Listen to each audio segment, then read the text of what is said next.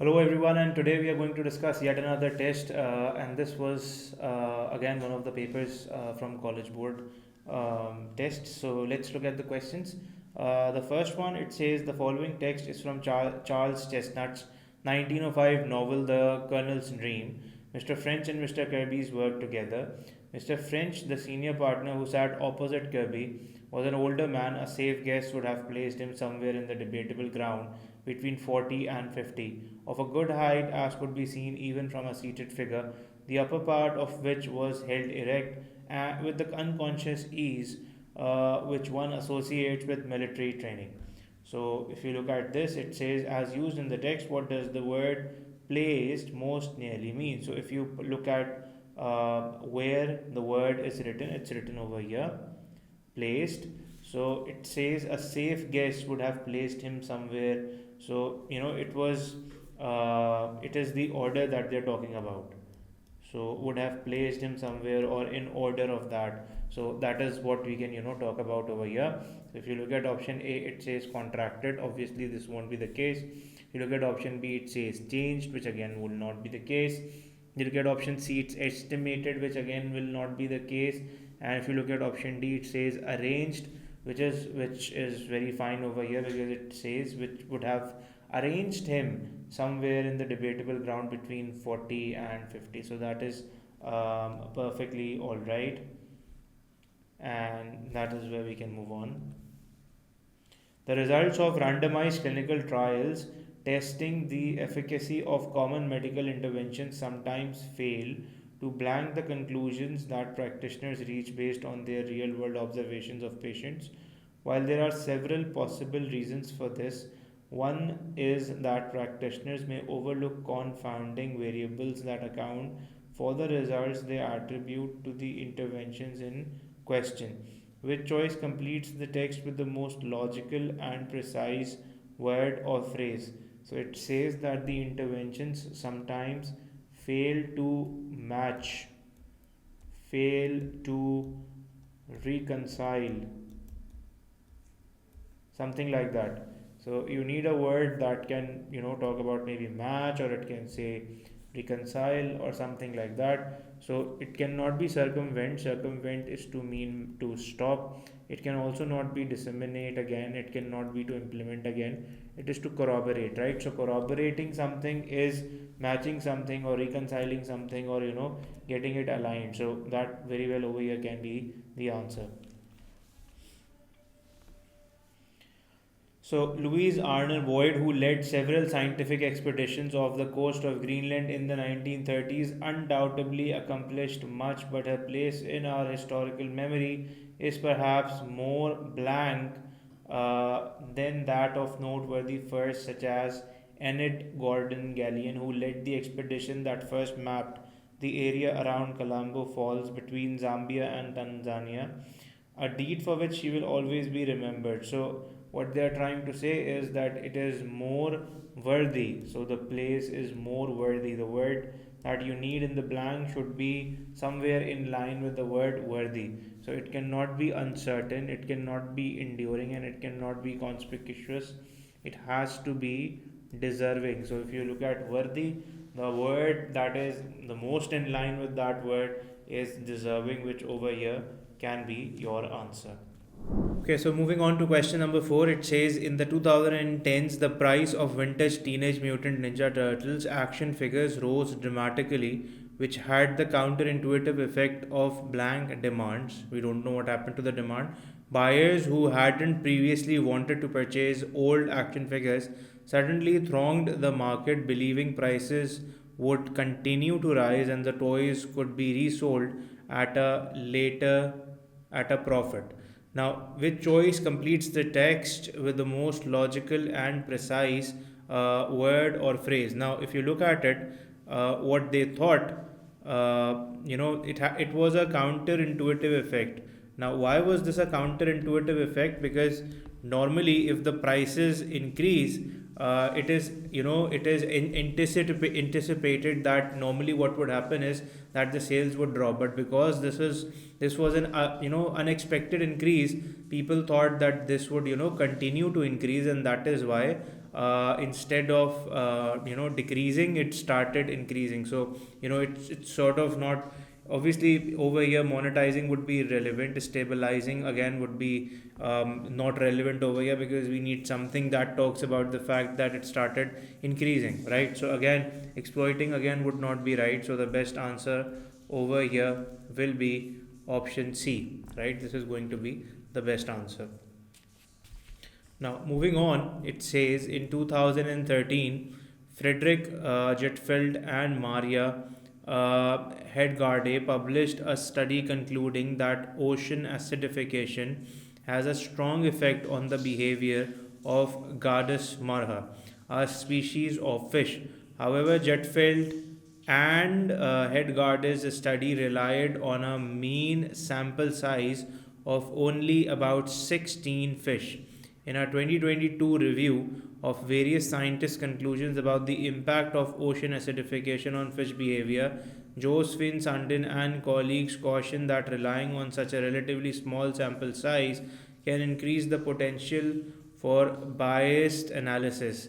Such analysis in turn can contribute to reports of exaggerated effects. Which choice best states the main purpose of the text? So you have to basically work out the main purpose of the text over here.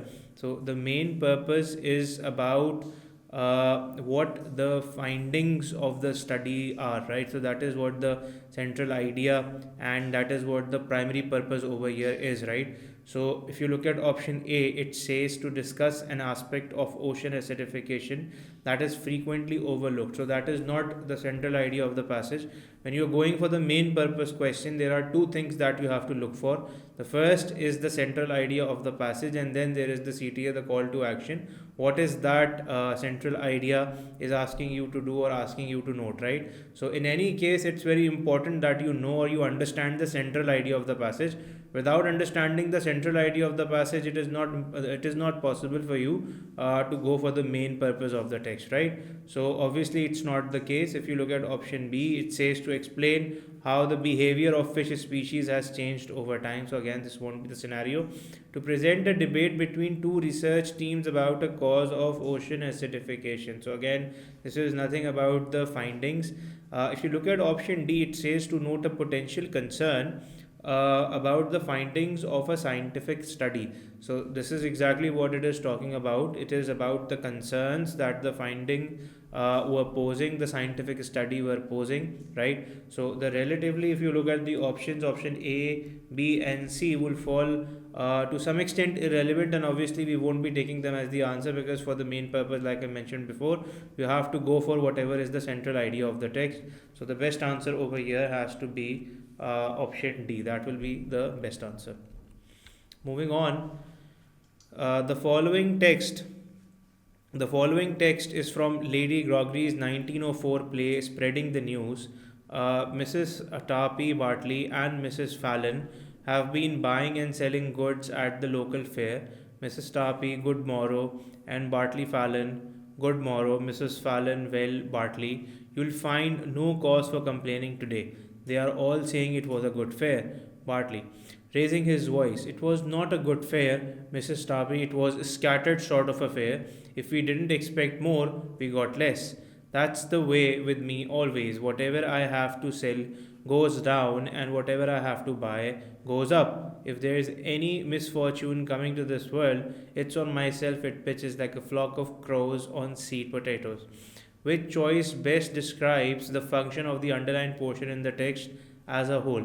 So if you look at the underlined text, it's sort of a metaphor or a simile, I would say, like a flock of crows on the seed potatoes. So this is, it's like, the problems that he's talking about were sort of surrounding him. So that is what he's implying from this simile as well, and that is what we have to find. So if you look at the options, the first one says it mounts a counter argument to the claim that Bartley made about the fair. So it's not a counter argument. In fact, it is very clearly depicting exactly what he is talking before in the passage. So it is not a counter argument. You won't be taking A as your answer. If you look at option B, it says it indicates the degree to which Mrs. Tappy doubts a certain event will occur.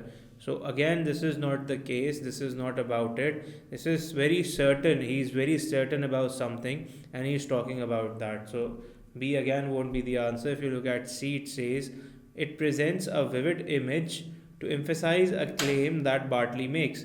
So this is exactly what I explained before I moved on to the options, that he creates a scenario in the passage, and this underlined part, it talks about it's sort of an explanation of what the passage is talking about. So the passage is talking about how the problems have surrounded him, and this underlined part is talking about it's giving you an analogy or sort of an explanation of how this happens, right? So the best explanation or the best answer for this question, it's going to be option C. And obviously it cannot be option D, because it says it describes an event that Bartley observed at the fair. So it's not about an event, it's the explanation on sort of an analogy for option A and option B. So the best answer for this question, it's going to be option C. Moving on to the next question, it says historians have argued that a crucial component of the civil rights movement's success in the 1960s was the Southern Christian Leadership Conference's citizen education program, which invited promising activists from across the South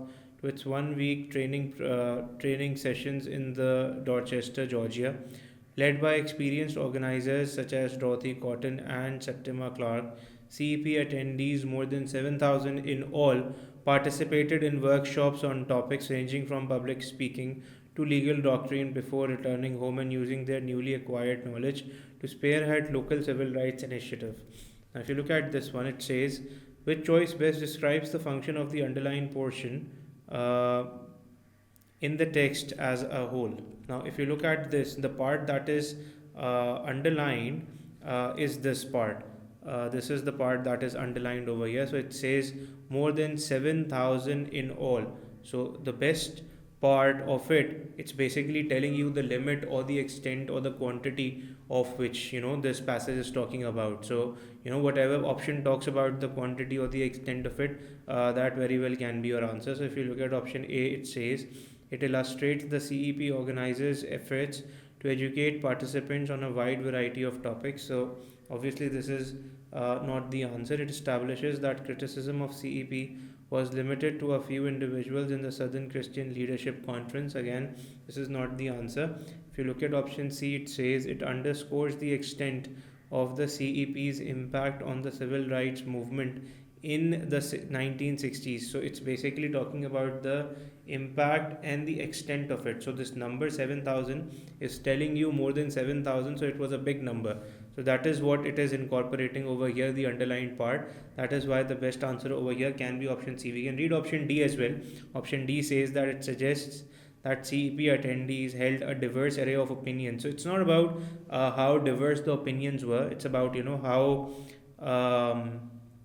how big it was, how big the audience was. So this is again not going to be the answer. So the best one, it's going to be option C. Moving on to the next sentence, it says asteroid 6478 GALT has experienced intermittent mass loss since at least 2013, but in contrast to some other asteroids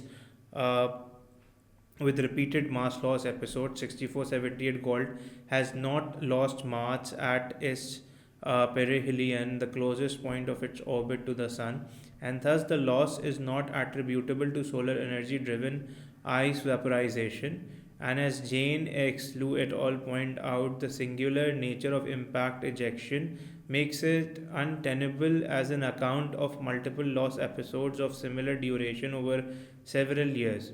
Instead, Liu et al. Are likely correct that 6478 GALT is shedding mass due to rotational instability.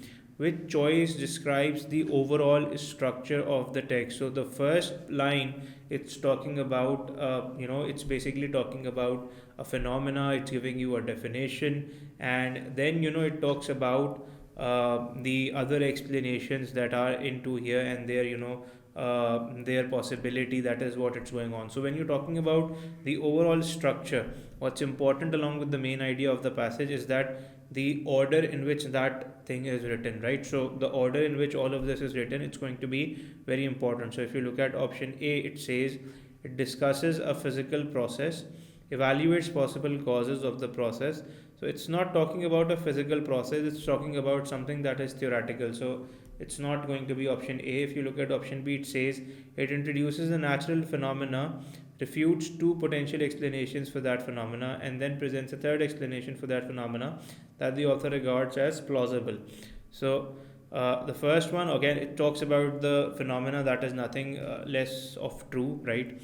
And then he talks about two of the explanations that are not right, and in the end, he talks about one that is likely correct. So it looks to be plausible means possible. So it's going to be the best answer in this case, according to me. So yeah, you can take option B as your answer. You can read option C and D as well, but again, the overall structure that goes in line perfectly with option B. So even if you ignore them right now, so that's not going to be a big problem. But again, it's always advisable to go for all the options and read all of them. That's always going to be better. Now, moving on to the next question. This is a cross text connection question. It says, text 1 says, in South Dakota, many buildings and other structures rest on soil that is expansive, meaning that it swells or shrinks as its moisture level changes. Civil engineer 𝐂𝐴𝐧𝐿 has noted that the effect of expansive soil appears slowly in the form of gradually growing cracks in foundations, walls, and pavements. Because these effects are incremental and can generally be repaired, though at some cost, structures in South Dakota are typically not built to resist them. So they are talking about structures who cannot resist these changes. Text 2. In 2021 study, Rubaiyat bin Mustafiz and colleagues calculated that in the state of Louisiana alone, the annual cost of damage caused by the expensive soils reaches nearly $90 million. But they note that this damage can be mitigated. Building vapor barriers between structural foundations and the soil can be significantly reduce the effects of soil swelling and shrinking. So you need to understand what he's saying. The first text is saying that they are not built to last or they cannot sustain the effect, and in the second text it's saying that if you can build vapor barrier, they can sustain it. So let's look at the question. The question says, based on the text, how would Rubaiyat bin Mustafiz and colleagues in text 2 most likely respond to the information presented in text 1? So obviously they're going to solve their problem. They're going to tell them that you can install those vapor barriers, and that's going to solve the problem. So that very well can be the answer. If you look at option A, it says they would suggest that engineers in southern and central Georgia consider the cost of reinforcing the vapor barriers between. It's not about the cost; it's about executing them. So if the text one was talking about executing them, and it was talking about the fact that it's getting expensive for them, then this might have been your answer. But the first text has not talked about the vapor barriers at all, so we cannot consider that as the answer. If you look at option B, it says they would argue that engineers in southern and central Georgia have misjudged the effectiveness of the techniques they use to reduce the effect of expansive soil. So again, this cannot be the answer. Again, they would encourage engineers in southern and central Georgia to insert vapor barriers between new structures, foundation, and the surrounding soil. So that is the solution that they have, and obviously, if they read the first text, that is the solution that they're going to propose to them as well. So that is how it works. This is the major point of difference in both the passages, and that is why option C will very well be your answer. If you look at option D, they would recommend that engineers in southern and central Georgia measure the moisture level in the soil beneath the proposed structures. No, it's not about the moisture, it's about installing the vapor barriers. That is going to be the best answer over here. So yeah, option C is going to be your answer. So moving on to the next question, it says the following text is from Nathaniel Hawthorne's 1830 short story Sir William Phipps. Few of the personages of the past times, except such as have gained renown in fireside legends as well as in the written history, are anything but mere names to their successors. They seldom stand up in our imaginations like men. The knowledge communicated by the historian and biographer is analogous to that which we acquire of a country by the map, minute perhaps, and accurate and available for all necessary purposes, but cold and naked and wholly destitute of the mimic charm produced by the landscape painting. So what they're trying to say is that their accumulation in the history, it's about facts only. It's not about the personalities that they had or anything else, right? So it talks about the main idea. So if you look at option A, it says the creativity of historians is restricted by the need to write a strictly truthful work. So that is nothing about truthful or false. It's about what's being included and how it has been presented. Painting is a superior form of art to map making. Again, it is completely irrelevant. Historians are more interested in the lives of famous people than those of the less famous. So they're not interested in the lives. So that is what the central idea is.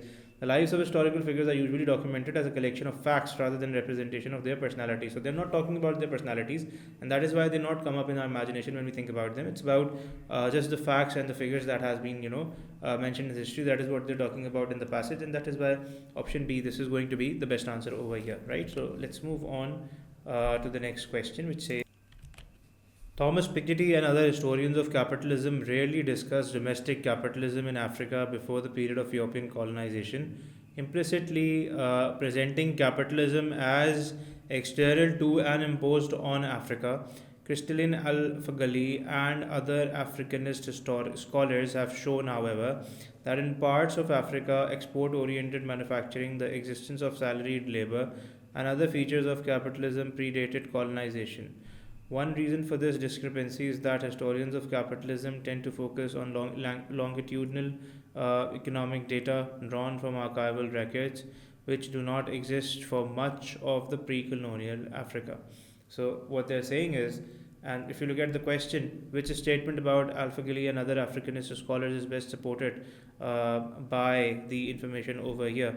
So, what they're saying is that they make use of the information that normally the capitalists that they do not talk about, right? So it's different what the people in the Africanist and they talk about. It's different from the capitalists. So obviously this is what we have to look for in the options as well. If you look at option A, it says they likely have a different view about which activities should be considered capitalist in nature than historians of capitalism do. So again, this is not going to be the answer.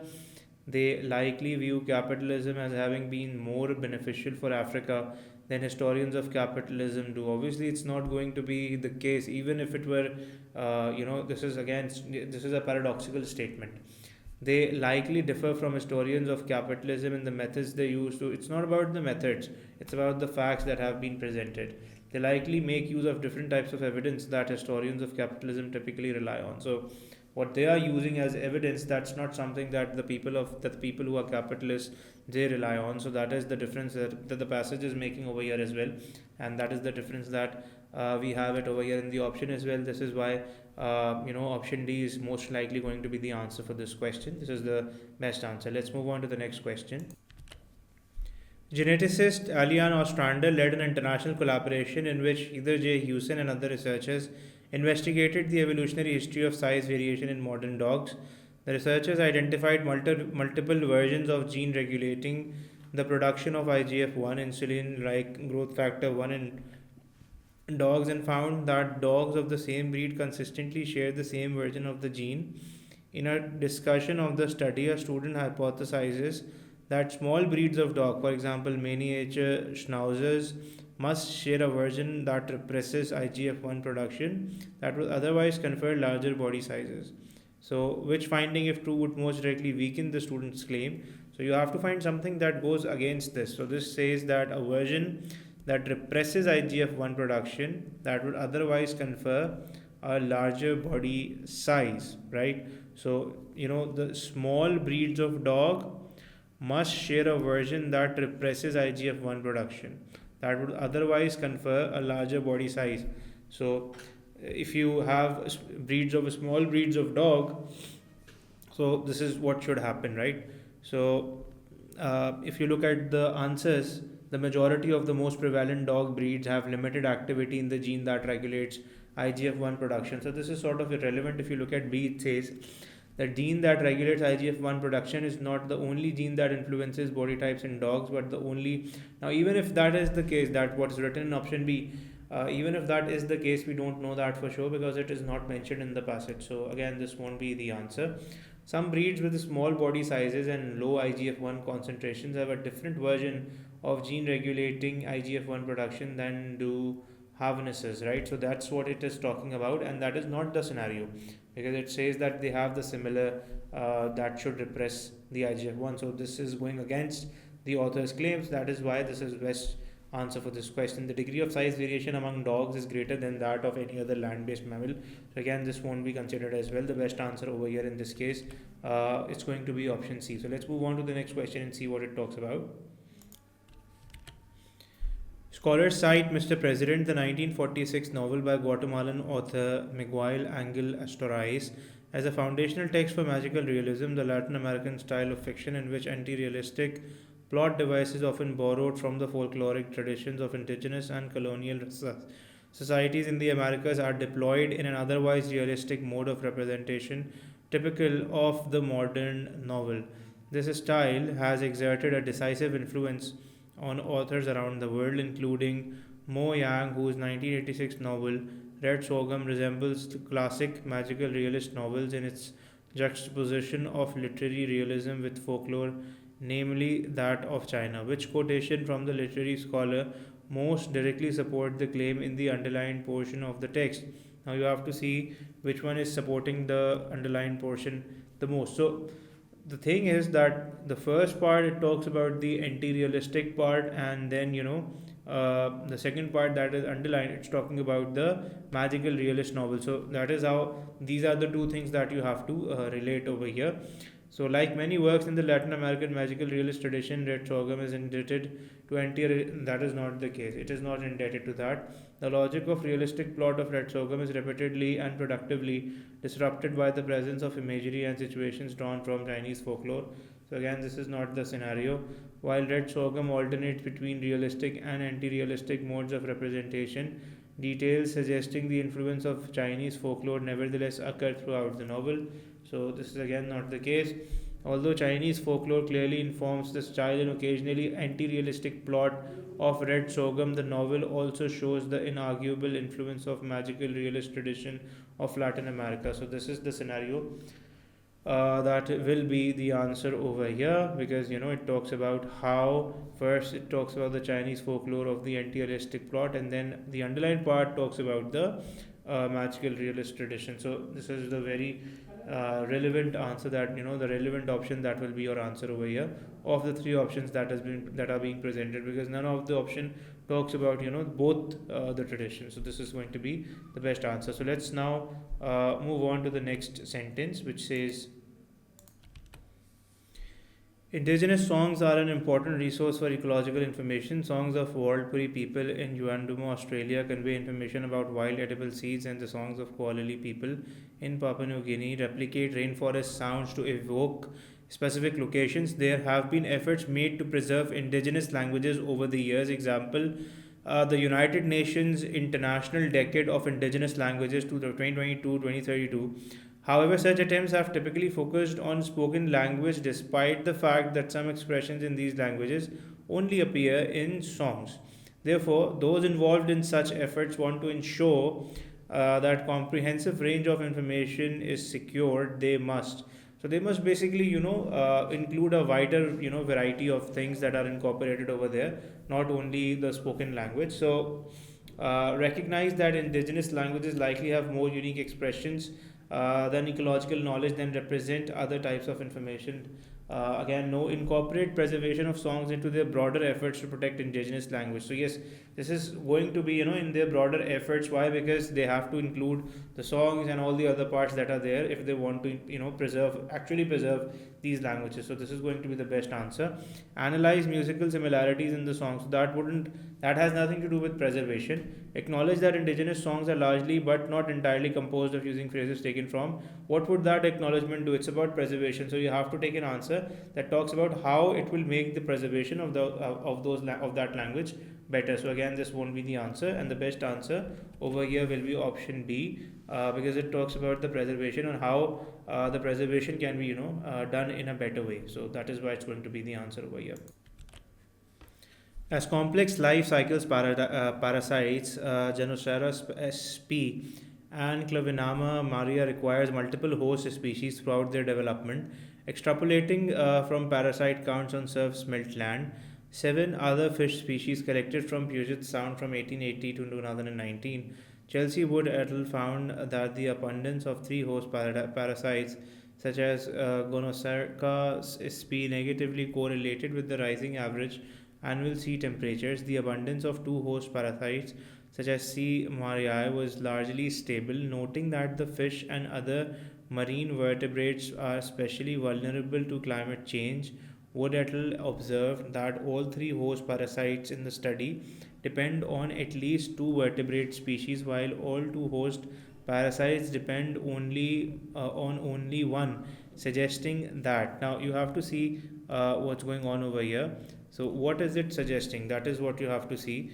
So it says basically that it is uh, the second one was more adversely affected, right? So the negative impact on the second one was relatively more than the first one, right? So that is what we have to look for in the option as well.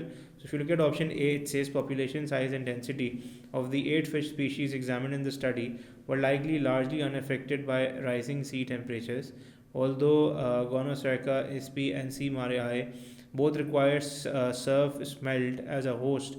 C. mariae was more adversely affected by warming driven changes in the surf smelt population than the other one, right? So this is the best one. The B, option B, is going to be the answer over here. Moving on, so it says that uh, entomologists Yash Sondhi and Samuel Fabian have tried to explain why moths fly erratically around light sources at night, knowing that flying insects keep their backs pointed towards sunlight during the day.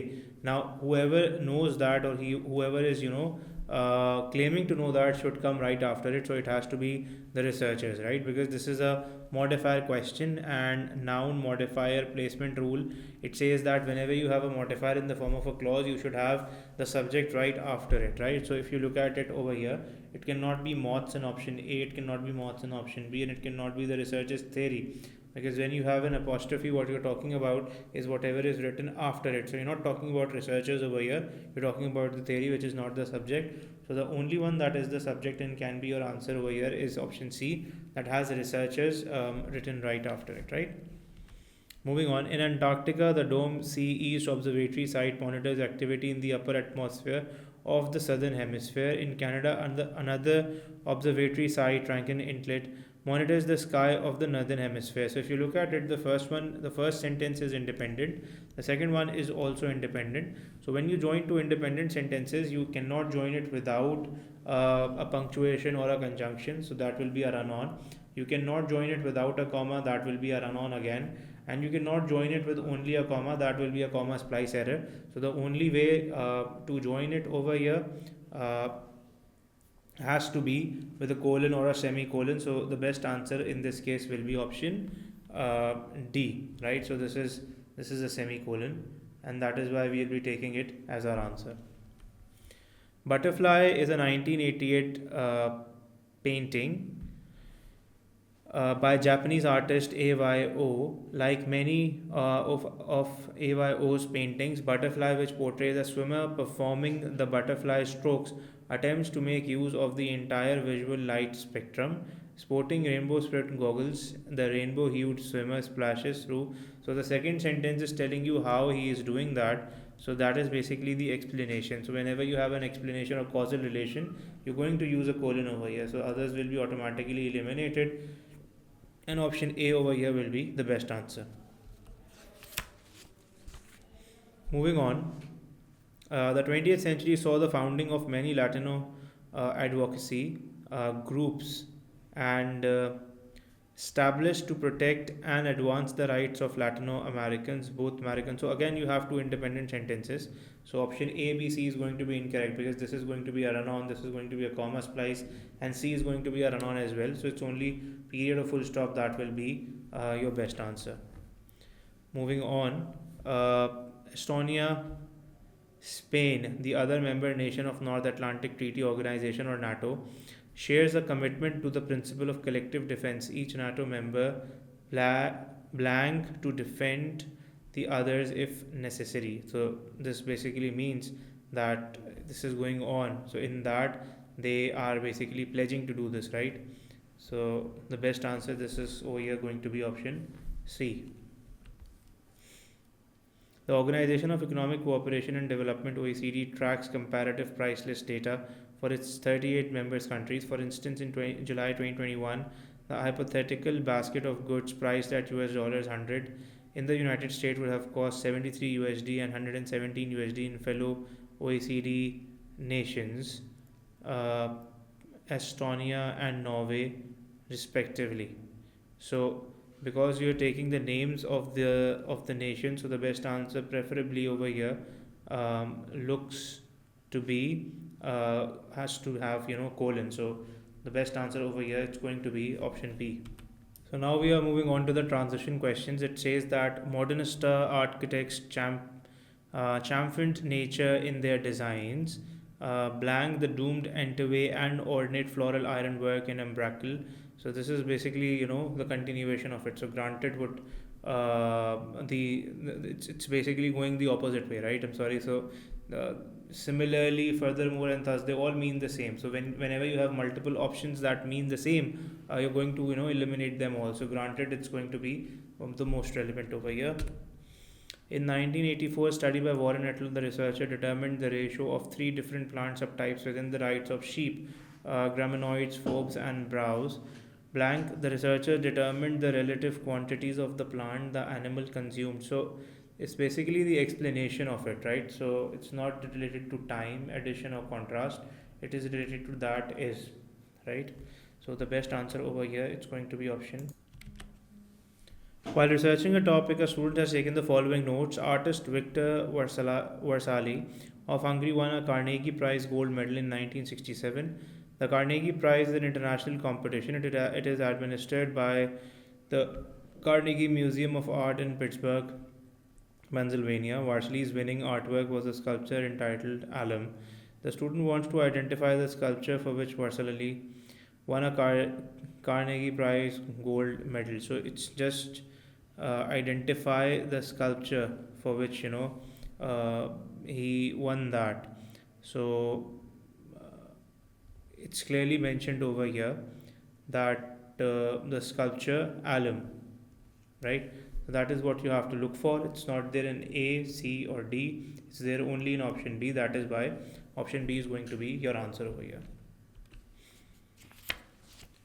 The student has taken the following notes. Again, we are going to read this first. Onomatopoeia, the words that imitate the sounds they represent. Onomatopoeias used to represent same sound often vary from language to language. This variation is due to part to differences in how languages are structured. D-dunk is a Swedish onomatopoeia that represents the sound of a heartbeat. Dag-di-dug is an Indonesian onomatopoeia that represents the sound of a heartbeat. The term onomatopoeia combines the Greek words them, onoma, and to make point. So the student wants to provide specific example of onomatopoeia which choice most effectively. You have to name the example, which is the dag, dig, dug. So it's not there in option A, B, or C. It's only there in option D over here. That is why it's going to be the best answer for this case. So the notes the student has taken are vexillology is the study of flags. The flags of many countries include symbols like animals, plants, or landforms. These symbols often represent the aspect of a region's history, culture, or landscape. The flag of San Marino includes laurel branch. The flag of Croatia includes leopard. Which choice most effectively uses information from the given sentences to support a generalization about the symbols on flags? So basically, generalization is that the name of the study of the flags and what it has, right? It's not there in A, B, or C. It's there in option D. It says many countries feature symbol on their own flags, and the study of these designs is known as vexillology. So that's again a generalization and the best answer for this question. So that was a complete discussion of the paper. I hope it benefited you, and we'll be back with more discussions. Thank you so much for being with us.